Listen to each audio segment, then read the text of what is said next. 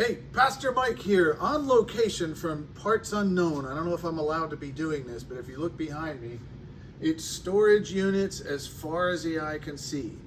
And if you turn right, it goes that way as far as the eye can see. This place is huge. And I wanted to come here because, unless you're in a temporary transition, where I just need a storage unit for a couple months so I get to a new place, that's one thing. But I wonder how many of these units are just full of stuff that people don't even know what's in it anymore. They don't even remember what's in it. They're spending hundreds of dollars a month to store stuff that apparently they don't really need on a day-to-day basis. So that's why I wanted to come here. And speaking of storage, I want to look at Matthew chapter 14, Matthew chapter 15, starting at verse 10. Jesus called the people to him and said to them, "Hear and understand, it is not what goes into the mouth that defiles a person, but what comes out of the mouth that defiles a person." Okay, so stay with me here.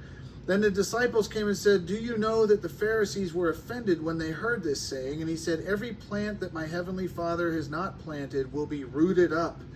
Let them alone, they are blind guides, and if the blind lead the blind, both will fall into a pit." But Peter said to him, "Explain the parable to us." And Jesus said, "Are you still without understanding? Do you not see that whatever goes into the mouth passes into the stomach and is expelled? But what comes out of the mouth proceeds from the heart, and this defiles a person. For out of the heart come evil thoughts, murder, idolatry, sexual immorality, theft, false witness, and slander. These are what defile a person, but to eat with unwashed hands does not defile anyone." So what he's saying there is what's stored up in your heart, the abundance of your heart overflows out of your mouth. So what you hear coming out of your mouth is what's in your heart. So what do you have stored in your heart?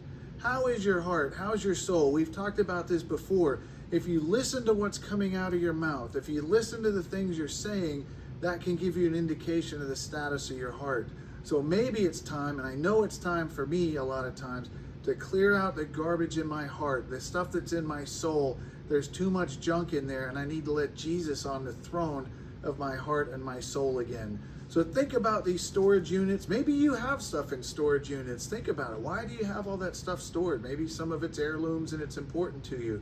But as you're thinking about that and you're looking at this storage unit, think also about what's in your heart. Is Jesus in your heart filling it up, or is it something else? God bless you.